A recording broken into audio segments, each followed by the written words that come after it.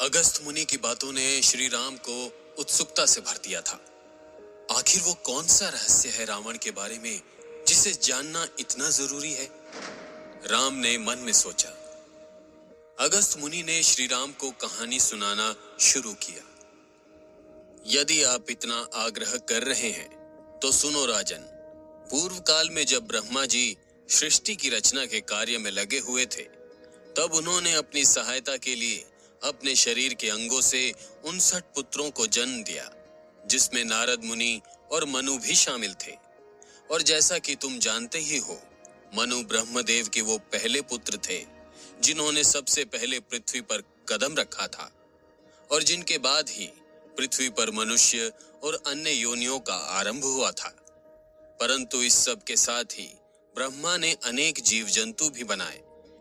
इसलिए ब्रह्मा ने उनमें से कुछ से समुद्र के जल की रक्षा करने के लिए कहा, लेकिन सब ने उन्हें मना कर दिया। ये सुनकर ब्रह्मा को बहुत निराशा हुई। इस बात पर क्रोध करते हुए वो उन सभी जलीय जीवों से कहने लगे, हे जल जीवों, तुम्हें जरा भी लज्जा नहीं आती? जिस जल पर तुम सभी पूरी तरह से आश्रित हो और जो जल ही तुम्हारे जीवन का मुख्य स्रोत है, तुम उस जल की रक्षा करने से इनकार कैसे कर सकते हो? मैंने तुम सभी के रहने के लिए जल का प्रबंध किया और तुम उस जल की रक्षा नहीं करना चाहते हो। ब्रह्मा की क्रोधित पुकार सुनकर पृथ्वी पर रहने वाले कुछ जंतु आगे आए और उन्होंने कहा, हे ब्रह्मदेव, आपको चिंता करने की कोई आवश्यकता नहीं है, हम इस जल का रक्षण करेंगे। उन्हीं में से कुछ ने कहा, हे ब्रह्मदेव, चूंकि यह जल हमारे जीवन का मुख्य स्रोत है, तो हम इसकी पूजा करेंगे और इसके सदुपयोग का ध्यान रखेंगे। ब्रह्मा ने जब उन जंतुओं के मुख से इस तरह के वचन सुने तो उन्हें बहुत प्रसन्नता हुई और उन्होंने खुश होकर उनसे कहा, हे रक्षक गण, तुम्हारे स्वयं से आगे आकर मेरे इस कार्य में मेरा साथ देने से मैं बहुत प्रसन्न हूं। इसलिए आज से तुम में से जो इस जल का यक्षण अर्थात पूजा करेंगे वो यक्ष कहलाएंगे, और जो इस जल का रक्षण अर्थात रक्षा करेंगे वो राक्षस कहलाएंगे। ब्रह्मा के इस प्रकार कहने के बाद यक्ष और राक्षस जाति की उत्पत्ति हुई। परंतु इतना कहकर अचानक से अगस्त मुनि शांत हो गए। अचानक से अगस्त मुनि के शांत हो जाने पर राम चिंता में पड़ गए और उन्होंने बेचैन होते हुए उनसे आगे पूछा, परंतु क्या मुनिवर, यदि राक्षसों का जन्म इतने नेक उद्देश्य के लिए हुआ था, तो फिर अचानक से ऐसा क्या हुआ जो सभी इतने क्रूर और निर्दयी बन गए? और वो कौन सी मजबूरी थी जिसने अमृत रूपी जल के राक्षसों को मांस भक्षी निर्मयी भक्षसों में बदल दिया? आप शीघ्र बताएं मुनिवर, हमें इस कारण को जानने की उत्सुकता हो रही है। अगस्त मुनि ने श्री राम की व्याकुलता को समझते हुए कहा, याद रखो राम, जो मनुष्य अपनी बुद्धि और संयम से काम नहीं ले सकता, उसका बुरा होने से कोई नहीं रोक सकता। इसलिए तुम्हें खुद पर धैर्य रखना चाहिए। मैं कुछ समझा नहीं मुनिवर। राजन, किसी भी विषय के बारे में सही जानकारी हासिल करने के लिए उसके प्रत्येक पड़ाव को सही क्रम में जानने से ही उचित ज्ञान मिलता है। अन्यथा मनुष्य अपने प्रश्नों के भंवर में फंसकर अपने मार्ग से भटक जाता है। राम समझ गए थे कि अगस्त मुनि क्या कहना चाहते थे, इसलिए उन्होंने अब बीच में टोकना सही नहीं समझा और अपनी गलती के लिए क्षमा मांगी। क्षमा करें मुनिवर। श्री राम के तुरंत क्षमा मांगने पर मुनिवर को भी उनकी उदारता का एहसास हुआ, तो उन्होंने मुस्कुराते हुए कहा, राजन, प्रत्येक बात का एक उचित समय है। अतः यदि आप संयम रखेंगे तो आपको आपके प्रत्येक प्रश्न का उत्तर स्वयं ही मिल जाएगा। इतना कहकर अगस्त मुनि ने कहानी को आगे कहना शुरू किया। आदिकाल में महर्षि कश्यप की 2 पत्नियां थी।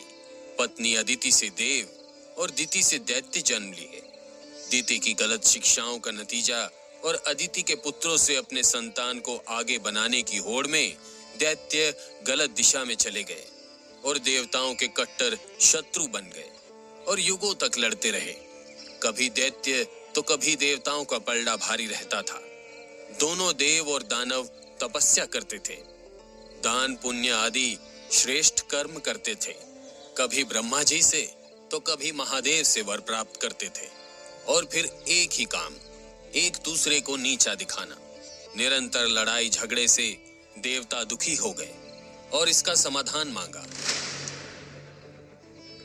हे परमपिता परमेश्वर, सृष्टि रचयिता प्रभु, हम देव, गंधर्व, यक्ष, मनुष्य, जीव जंतु आदि सभी आप ही की संतान हैं और प्रेम से मिलजुल कर रहते हैं। परंतु एकमात्र राक्षसों के कारण आपकी बाकी सभी संतानें परेशान हैं। प्रभु, अब हम भी पूरी तरह इनसे दुखी हो चुके हैं। कृपया इसका कोई स्थिर उपाय बताएं, अन्यथा आपकी बनाई सुंदर सृष्टि को ये राक्षस नष्ट कर देंगे। देवराज इंद्र, हम आपकी इस परेशानी से पहले से ही अवगत हैं और इसके लिए आपको सागर मंथन करना होगा, जिससे देवताओं को अमृत प्राप्त होगा, जिसे यदि आप सभी देव पी लें तो आप सभी अमर हो जाएंगे और बाकी सबकी रक्षा भी कर पाएंगे। परमपिता, यदि ऐसा था तो आपको इसके बारे में हमें पहले ही बताना चाहिए था। इससे कितने देवता उन दानवों के हाथों बलि चढ़ने से बच सकते थे। यह सत्य है देवराज, परंतु यदि ये इतना आसान होता तो अवश्य ही हमने इसके बारे में आपको पहले ही बता दिया होता। परंतु सागर मंथन बहुत कठिन है, उसमें आपको दानवों को भी शामिल करना होगा और युक्ति पूर्वक अमृत को प्राप्त करना होगा। इस तरह से अगस्त्य मुनि ने श्री राम को दानवों और देवताओं के बीच के संघर्ष और अमृत प्राप्त करने की कथा को विस्तार से बताया। कैसे सर्पराज वासुकी की फुंकार ने दानवों को कुरूप बना दिया, किस कारण शिव को हलाहल विष पीना पड़ा और कैसे अमृत के साथ साथ बाकी के रत्नों का देवताओं और राक्षसों के बीच बंटवारा हुआ। इधर अगस्त्य मुनि कथा सुना रहे थे कि बीच में लक्ष्मण भी श्री राम को ढूंढते हुए अगस्त्य मुनि के कक्ष में पहुंच जाते हैं और अगस्त्य मुनि द्वारा कही जा रही कथा को सुनने लगते हैं।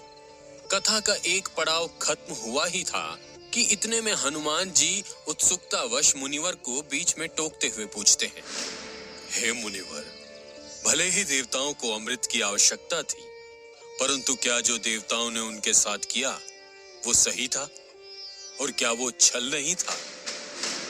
अगस्त्य मुनि ने हनुमान की तरफ देखा। उनके चेहरे पर प्रश्न के साथ गंभीर भाव थे। वो समझ सकते थे उनके पीछे क्या उद्देश्य है। इसलिए अगस्त्य मुनि ने उनकी बात का जवाब देते हुए कहा, हे हनुमान, तुम अकारण ही परेशान हो रहे हो पुत्र। पाप, पुण्य और छल ये सभी परिस्थिति और उसके परिणाम पर निर्भर करते हैं, जिसका लेखा स्वयं विष्णु करते हैं। परंतु ये भी सत्य है कि कर्म का फल चाहे मनुष्य हो या देवता, सभी को भुगतना ही पड़ता है। इतना सुनते ही हनुमान ने वापस से पूछा, मुनिवर, तो क्या हुआ? क्या देवताओं को अपने छल का फल भुगतना पड़ा? क्या किया फिर दानवों ने? हे कपिराज, क्या आपके मन में दानवों के प्रति दया भाव है? प्रभु, ना तो मैं किसी का हितैषी हूं और ना ही शत्रु, परंतु मैं नहीं चाहता कि इतिहास आगे चल के इस बात को लेके देवताओं को कलंकित करे। हनुमान, इस सृष्टि में हर किसी को अपने द्वारा किए गए कर्मों का फल भोगना होता है और उसके बाद ही वो बैकुंठ जा सकता है। इसमें तुम और मैं कुछ नहीं कर सकते, इसलिए आपको इस विषय में चिंतन करने की जरूरत नहीं है।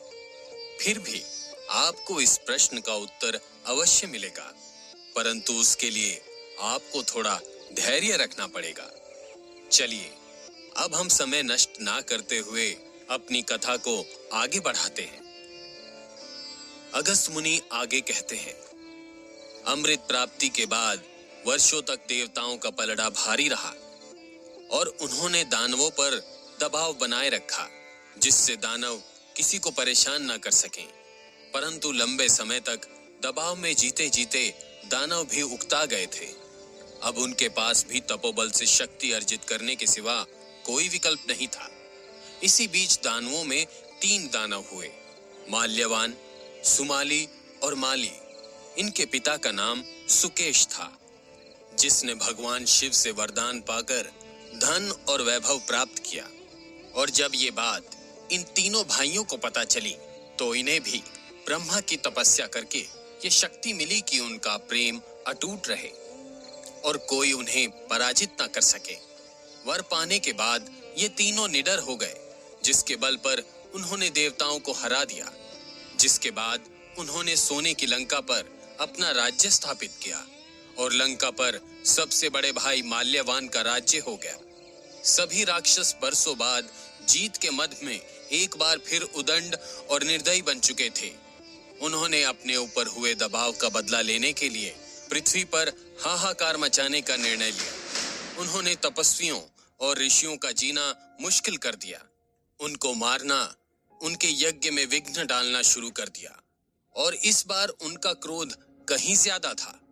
कई वर्षों के इंतजार ने उन्हें और भी ज्यादा व्याकुल बना दिया था, जिसका परिणाम कुछ इस प्रकार उनके सामने आया। अचानक कोई तेज कदमों के साथ लगभग दौड़ता हुआ लंका के एक निजी कक्ष में प्रवेश करता है। उसकी सांसें लगभग फूली हुई थी। बड़े भाई, क्या हुआ सुमाली? क्या बात है? क्या तुम एक बार फिर माली से द्वंद में हार गए? बड़े भाई ने कटाक्ष में मंझले भाई की टांग खींचते हुए पूछा। नहीं भाई, वो बात नहीं है। फिर तुम्हारी विवेचना का कारण क्या है? बड़े भाई, सूचना मिली है कि हमसे डरकर ऋषि मुनियों का एक समूह, जिसमें यक्ष, गंधर्व और देवता भी शामिल हैं, अपनी सहायता के लिए विष्णु के पास गए हैं। उस समय माल्यवान भोजन कर रहा था। उसने अपने हाथ पोंछते हुए कहा, ये तो अच्छी बात है। इसका अर्थ तो ये हुआ कि अब हमारे सामने खड़े होने का सामर्थ्य इस पृथ्वी और पाताल में किसी और के पास नहीं है। अच्छा है, बहुत अच्छा है। तो क्या कहा विष्णु ने? मुझे पूर्ण विश्वास है उस चालाक ने भी अपनी विवशता दिखाकर उन्हें ब्रह्मा या किसी और देवता के पास भेज दिया होगा।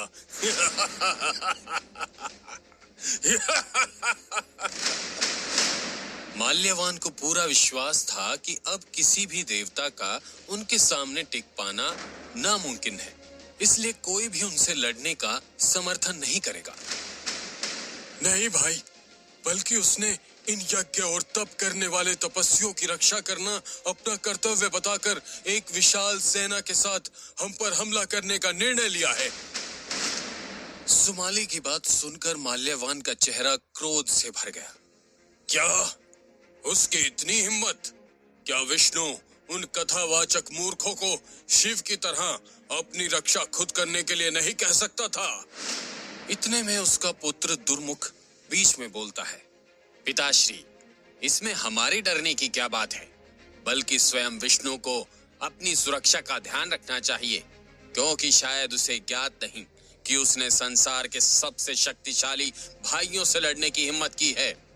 ब्रह्मा के वरदान के बाद अब किसी भी देवता में इतना समर्थ नहीं है कि वो आपको या दोनों काकाश्री में से किसी को भी हरा सके। सत्य वचन पुत्र, मुझे हर्ष है कि तुमने एक साहसी और वीर पुरुष की तरह बात की है। हम वास्तव में महाशक्तिशाली हैं। भाई सुमाली, मैं दुर्मुख की बात से सहमत हूं। डरने की जरूरत हमें नहीं, स्वयं विष्णु को होनी चाहिए। हम युद्ध करेंगे।